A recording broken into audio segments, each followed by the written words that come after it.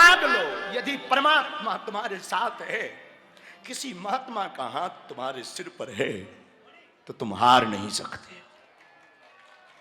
और इस घटना ने तो हमें यही सिखाया, हमारे साथ ये जो घटना हुई इसने यही सिखाया, कितना भी बलवान तुम्हारा शत्रु हो, कितना भी बलवान, एक बात तुम अपने ध्यान में रखना, सदैव चित्त में रखना, ये बात तुम अपने मन में बैठा के रखना, जब बड़े से बड़ा संकट तुम्हारे पास आए तब यही चित्त में रखना, मैं इसलिए खड़ा हूं कि मेरे पीछे जो खड़ा है वो सबसे बड़ा है।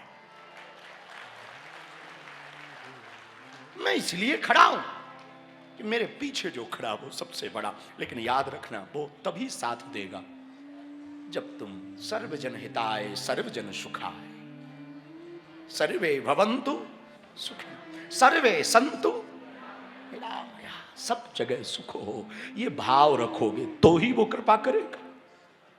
केवल तुम अपना भाव रखोगे तो वो कृपा ना करेगा। और मेरे पागलों, भगवान कृष्ण के पास बंसी भी है और चक्र सुदर्शन भी, दोनों है।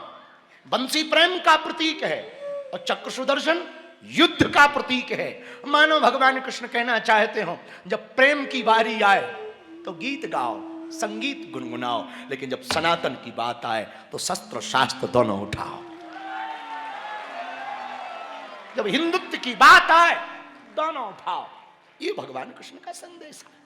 इसलिए मेरे पागलों, तुम भगवान के भरोसे रहोगे ना, एक बात याद रखना, तुम भगवान के भरोसे यदि हो गए तो फिर तुम्हें किसी और पर भरोसा करने की आवश्यकता नहीं। किसी पर भरोसा, केवल भगवान पर भरोसा। भगवान पर भरोसा तुम्हारे जीवन को बहुत सरल कर देगी। लेकिन याद रखना, भरोसा उतना हो, कितना, जितना एक छोटे से बालक को अपनी मां पर भरोसा होता है। छोटे से बच्चे को मां जब लेती है, खिलाती है, कभी कभी खिलाती है तो क्या करती, वो कभी कभी खिलाते खिलाते ऐसे ऐसे करते ऊपर उछालती, कभी कभी, और ऊपर उछालती तो बच्चा रोता नहीं है, क्योंकि उसे पता है नीचे कोई संभाल लेगा। उल्टा खिलखिलाता है और नीचे मां की गोद में आ जाता है। ऐसे ही तुम जीवन में रहना, कभी कुछ ऊपर जाना भी पड़े, कभी संकटों में फंसना भी पड़े तो घबराना मत, खिलखिलाना, क्योंकि तुम्हें साधने वाला परमात्मा बैठा, भगवान बैठा साधने वाला, बालाजी बैठे साधने वाले। और सुनो, भगवान भूखा सुलाते नहीं, जगाते हैं। भगवान कभी भूखा, हम आज सुबह सुबह एक कथा पढ़ रहे थे पूज्य श्री मलुकदास जी की। आहा, ऐसा नहीं कि मलुकदास जी नास्तिक थे, भगवान को नहीं मानते थे, मानते तो थे, पर कभी कभी संत इसलिए लीला करते कि दूसरों को दिखाया जा सके। हम लोगों को सीखने के लिए महात्मा है, लीला करते रहते, उल्टी सीधी लीला है। जैसे एक ब्रज के बहुत सिद्ध महात्मा थे, उनके पास कोई भी कुछ सामान देने जाता था, वो हवन कुंड में डाल देते थे। तो कोई बहुत अच्छा भगत एक महंगी चुनरी लाया राधा जी के लिए, और रूहानी इत्र लाया। रूहानी बड़ा महंगा, पाकिस्तान का इत्र है, लाहौर का रूहानी, बड़ा महंगा। राजा रहा होगा तो वो लाया अपने गुरु के पास, चुनरी भी दी, वो रूहानी इत्र भी दिया। महात्मा ने लिया, दोनों हवन कुंड में डाल दिया। राजा का दिमाग खराब, कैसा बाबा है, हम इतनी महंगी चीज लाए हो, इसने हवन कुंड में डाल दी। अब साधारणतया यहां बुद्धि यही चलेगी कि हमारी वस्तुओं की कोई कीमत ही नहीं, हमारे भाव की कोई कीमत ही नहीं। लेकिन जब वो राजा अटारी पर पहुंचा बरसाने में, किशोरी जी के दर्शन करने, राधा रानी के, तो क्या देखता है, जो चुनरी वो लाया था वो किशोरी जी को डली हुई और खुशबू उसी इत्र की आ रही। महात्मा लीला करते हैं, तो महात्मा यदि कुछ करें कभी उल्टा करें, और उल्टा चलना ही पड़ता है। और याद रखना, मां जब तक उल्टा नहीं चलती तब तक बेटा सीधा चलना नहीं सीखता।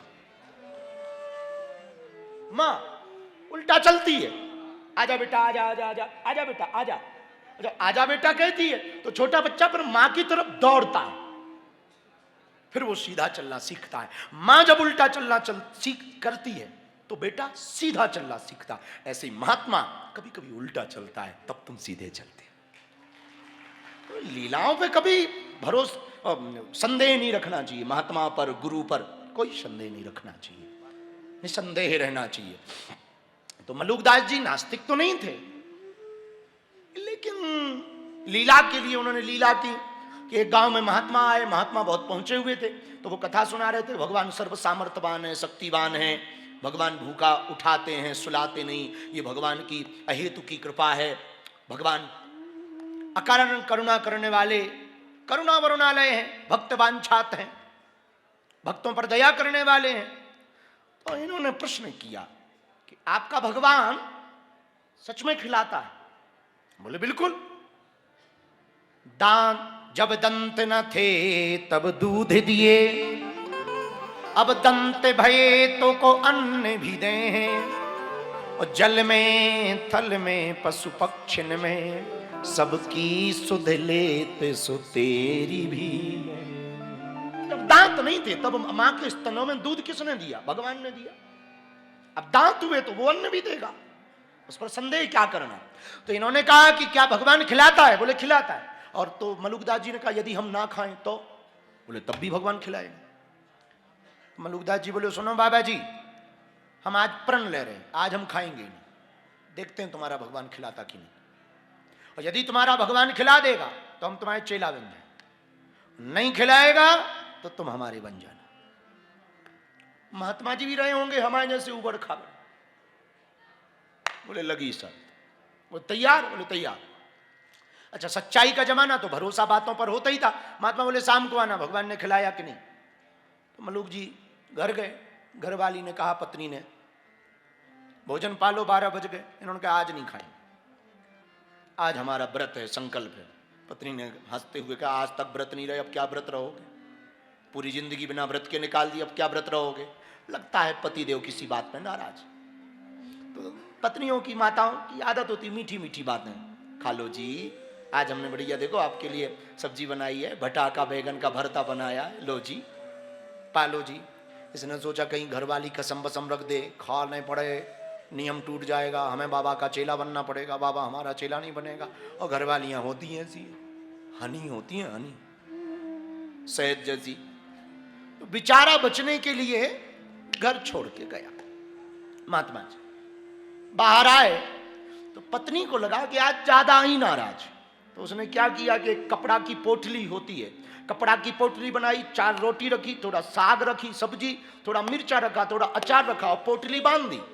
तो ये गांव के बाहर एक बरगद के पेड़ के नीचे बैठ गए मलुक जी। उसने वो पोटली ली और खूंटी से टांग दी। सुनो जी, खाना हो खाओ, ना खाना हो ना खाओ, जब भूख लगे ये पोटली है खा लेना, मैं जे चली। तो मलुकदास जी ने सोचा कि अब भी इसने पीछा नहीं छोड़ा, पोटली टांग गई, कहीं ऐसा ना हो खुशबू आए और हम कंट्रोल ना कर पाए और खा लें तो शर्त टूट जाएगी। तो मलुक जी ने एक उपाय किया, बोले एक काम करते हैं, हमें नीचे बैठना ही नहीं, पेड़ के फुंदा पे बैठेंगे, ऊपर ऊपर बैठेंगे, और ऊपर बैठेंगे तो नीचे नहीं रहेंगे, तो खाने का कोई झंझट ही नहीं। ऊपर बैठ गए।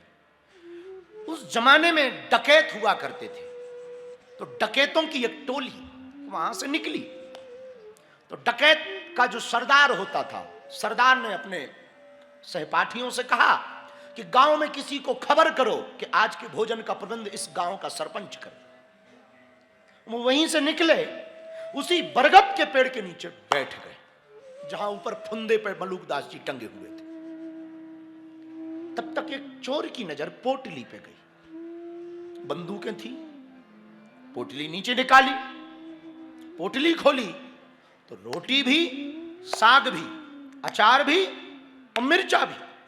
अब चोर आपस में सोचने लगे कि किसी को खबर दी नहीं, किसी को बुलाया नहीं, किसी को पता नहीं, और भोजन की व्यवस्था पहले से क्यों हो गई।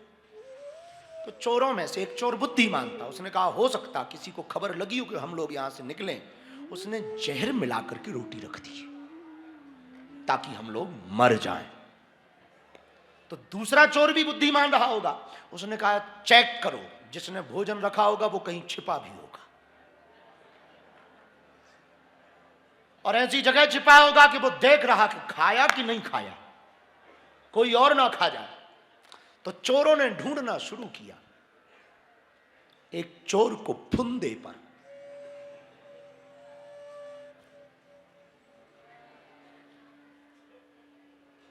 नीचे उतर। मलुकदास जी बोले हम नहीं उतरेंगे। क्यों नहीं उतरेगा? हमारी शर्त लगी हुई है। चोरों को कंफर्म हो गया कि यही आदमी है, इसी ने भोजन रखा और जरूर इसने जहर रखा है। तो चोरों ने बंदूक दिखाई कि नीचे आ रहा है कि एकदम से आ जाएगा। तो मलुकदास जी ने सोचा मरने से बेहतर है नीचे उतरो। तो बेचारे नीचे उतरे। जैसे ही नीचे उतरे तो चोरों ने कहा खा। चोरों का सरदार बुद्धिमान था, उसने कहा एक काम करो, इसका भोजन इसको ही खिलाओ। यदि ये जिंदा बचा रहा तो सही है, और मर गया तो जहर है। और पक्का है यदि इसमें जहर होगा ये खाएगा नहीं। खा। मैं नहीं खाऊंगा। क्यों नहीं? हमारी शर्त लगी है। चोर बोले देखो पक्का है, कन्फर्म है, इसमें जहर है, इसने ही मिला रखा है, यही छुप के देख रखा था, अब खा नहीं रहा। देश उठाई। 40-50 डकैत अकेले मलुकदास इधर से उधर से बट्टे मारे। खा। जब अधमरे हो गए तो मलुकदास जी ने सोचा इससे बेहतर तो चेला बन जाना ठीक है।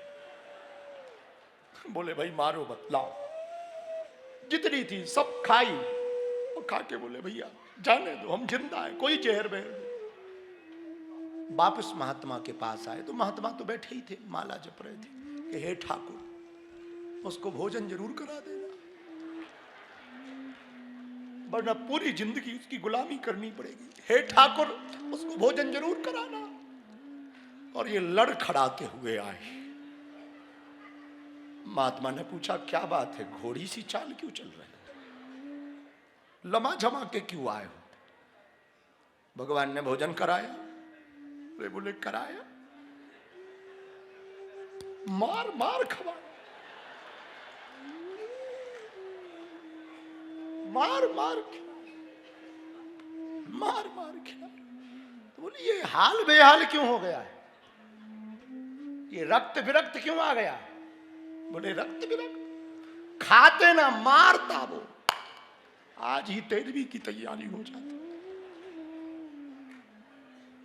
महाराज तुम्हारा भगवान बहुत खतरनाक है। क्यों? प्रेम से नहीं, पीट पीट के खिलाता है।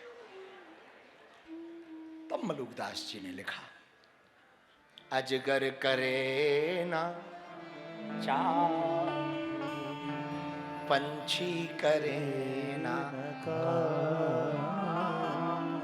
दास मलुका कई गए सबके दाता। दास मलुका कई गए सबके दाता।